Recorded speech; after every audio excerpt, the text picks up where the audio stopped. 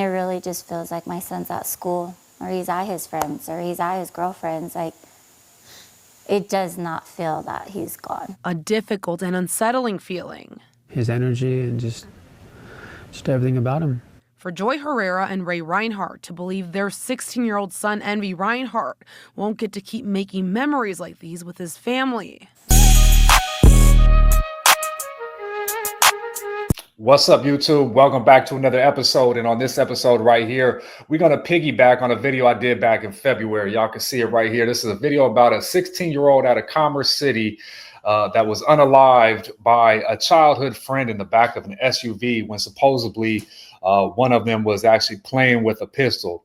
It was Monday night, less than 2 hours after getting off the phone with her son, when Herrera learned he was shot and killed inside an SUV near the intersection of Tishy Boulevard and Kearney Street. To hear that he was just gone already, it was like, there was just no second chance. There was not even a fight.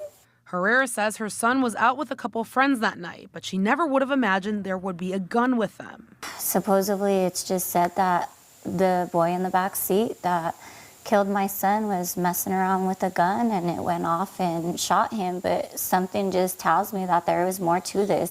Now, the 16-year-old that was unalive was named Envy Reinhardt, and his family this past week showed up to the courthouse to protest the release of the 16-year-old who unalived Envy Reinhardt. This has sparked a lot of controversy and divide in the community based on the fact that this is the 16-year-old that unalived Envy Reinhardt is being charged with reckless manslaughter, not a murder one, none of that type of stuff or anything like that. It's reckless manslaughter to my understanding, in possession of a handgun by a juvenile. So in this video right here, what we're going to do is, with the help of you guys, is find out, logically speaking, is this really justice? Or is this a misfunction in the system right here? So without further ado, we're going to get to this video. Before we do, show your boy a little bit of love for this energy exchange right here. Hit that like button. If you want to see what's next up, you already know what y'all got to do. Hit that sub up button, right? But without further ado, let's get to it. The 16-year-old tells Fox 31 the teen who's accused of shooting and killing her son is getting to go home ahead of trial. Fox 31's Nicole Fierro has the very latest from Adams County. Justice for Envy! Pleas and chants and signs outside of Adams County Courthouse Monday from those who knew and loved 16-year-old Envy Reinhardt, who was shot and killed sitting in the back of an SUV in February in Commerce City. We want him to get the consequences he deserves. A teen in this case is charged with reckless manslaughter and possession of a handgun by a juvenile. It's been 120 days. Yeah, only 17 weeks that my son has been taken from us, and this boy has been put away only to be released before his even consequence has been made. Leaving this appearance today, Envy's mother, Joy Herrera, tells us what she witnessed inside. We were basically going up against his release from the Empowerment Center that he has been in for the last 60 days. He completed that and is now being released home under supervision. Herrera hopes. So he's being released under supervision. So this is probably got an ankle monitor, probably, you know what I mean? So he's just being able to go home before trial. So when he does go to trial, he can present himself, you know, and he can spend some time with his family. Now, this right here is, you know, it's a tricky situation, right? Because both sides are hurting, right? You got to think about the family of the one that did the unaliving, right? If this really is recklessness and he was just, you know, messing around with a gun, and I know everybody's like, okay, why does a kid even have a gun to begin with? But we know this is nothing new, and it's not going to change. You know, kids get their hands on guns in today's world is almost a commonality, unfortunately, right? But the family of him got to be hurting too, right? They lost, 2 people died that day, literally, right? Envy Reinhardt died in the flesh. And this young man right here kind of is going to die to his family too, because if he has to go do some time or something like that. But usually the way it's set up, when you're young and you're under 18, you get charged as a juvenile, you don't do that much time. Usually you get somewhere out by the time you're 18 or 21 or something like that, and life goes on for you. But I'm sure this has wreaked a lot of havoc on the family of the one that did the unaliving too, right? His parents got to go through it. The family's going through it. Everybody, I'm sure the one that actually pulled the trigger, if he didn't do it intentionally, I mean, like, this was your childhood friends, you grew up with them and all that stuff right there. And, you know, you're responsible for this young man's death and all the turmoil and all the agony that the family has to live with for the rest of their life. And there's no undoing that. That's life. Life is, you know, forever. You can never undo that one piece. And that's a lot right there in my humblest of opinions. But the family, though, right? They're the ones the most affected. They lost their son, a young 16-year-old with his whole life ahead of him. And, you know, the mother, the father, I mean, his family, a piece of them has been stolen from them, right? They can never get that back. There's never, all they can do is relive memories. And now at this point, all they do is they want justice, right? That's all they're looking for, is they want the justice served as justice should be. So I can understand why they do not want him out before he gets his conviction. They want him to do his time, stay incarcerated. He had a gun. They want him to stay up in there, get his sentence, go do his time. And then whenever the court say he comes out, then he comes out. He shouldn't be out now before his conviction, is how I feel this family feels. But y'all let me know what y'all think down in the comments, and we're going to jump back in here. Hope someone will come forward to Commerce City Police with more information about what happened in the car that February night she lost her son. Because right now, the way charges stand, in her understanding, I guess just more of the lack of evidence to prove that this was or had a motive of actually happening versus just accidental misuse of handling a weapon, which to me, honestly, when you're repeatedly just playing with these guns, you should suffer the consequence if something were to happen, whether you meant to do it or not. So that piece right there, what I got from that piece right there is that ultimately, right, there's a lack of evidence, like she said. So they still do not know what exactly transpired in the back of that SUV. When I made the last video, I made it with the title line, like, was he backdoored? Because you never know, right? We never know.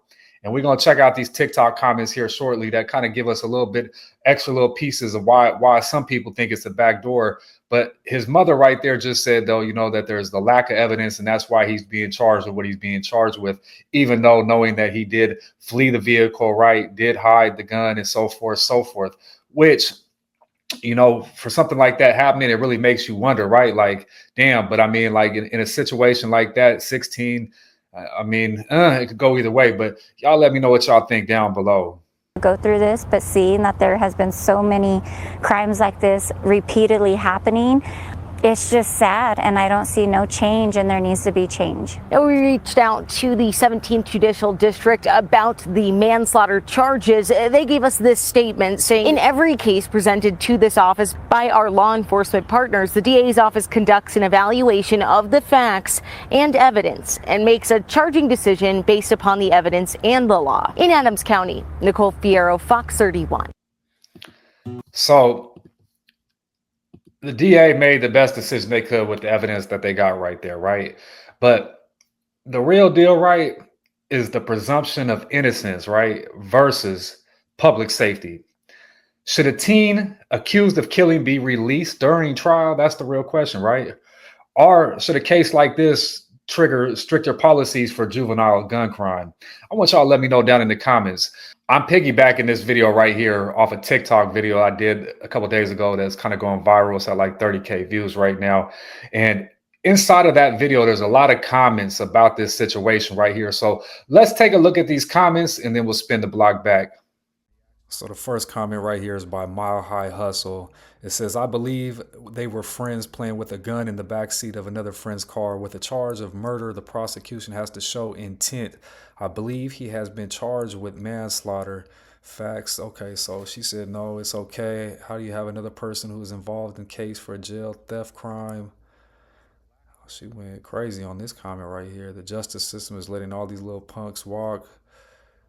She said, my heart goes out to the family. It's painful to see stories like this, but what's even more painful is knowing that Colorado's court systems consistently fails victims and their families. That's crazy. I feel it, though. This is just like my son's case. We live in Greeley. His name was, R.I.P. to Nathan Aguilera. R.I.P. to him, 15 years old. I feel angry and sad. I feel that. Damn. I personally know both of them. It may hurt some feelings, but it was simply recklessness. You got to understand, we all grew up together. I met Envy and the accused in elementary school. They were best friends pretty much their whole life. Was it though? Somebody's contesting if it was really recklessness. There's a few people that think this was really like some backdoor stuff. Accident or not, why would a minor have a deadly weapon? Everybody asked that question, right? Why? Parents need to watch their kids better. I believe I choose who my kids are allowing. You know, I think his parents, though, I think, you know, his mom and his dad seemed like they probably did the best they could. You know, I don't think they were allowing, you know, him just to hang out. He don't look like no bad kid by no mean or no thug or nothing. But I know these kids be mixed up in all kinds of stuff. You know, there's a lot of people in the comments with the, you know, justice for Envy hashtags and stuff like this. You know, I guess he really did affect a lot of people, though. He's a lot of supporters out here. R.I.P. to that young man right there, though. 16 years old, right? Colorado's justice system is trash. And F the DA. 2 of my brothers were murdered in January 2025, and 2 teens involved got away scot-free. Damn. I'm going through this. This was reckless manslaughter. If I was Envy's parents, I would take care of the situation. That is a concern, though, right? For this other young man that's about to get out, he about to be free. He definitely got a lot of people that surely ain't happy about that. Hopefully, you know what I mean, I don't know, you know, anything could happen in that kind of sense right there, right? He's definitely at danger of being free. They said the system's effed up. You pronounce Envy. That's what I said. Envy. That's what I said. How do we act like the kid was so innocent? He was in the streets doing street stuff. I don't know that, though. I mean, maybe the comments know better. I don't know that. I can't see that kid. He's dead, though, at 16. I don't think any kid need to be dead just because he's in the streets. It's still messed up regardless, though, right? Denver system is messed up with these youngsters. They said, let him go home. We got a surprise for him. Don't release his little boy. They meant to kill him. I know they did. So somebody else think it was a backdoor. Said it wasn't a backdoor right here.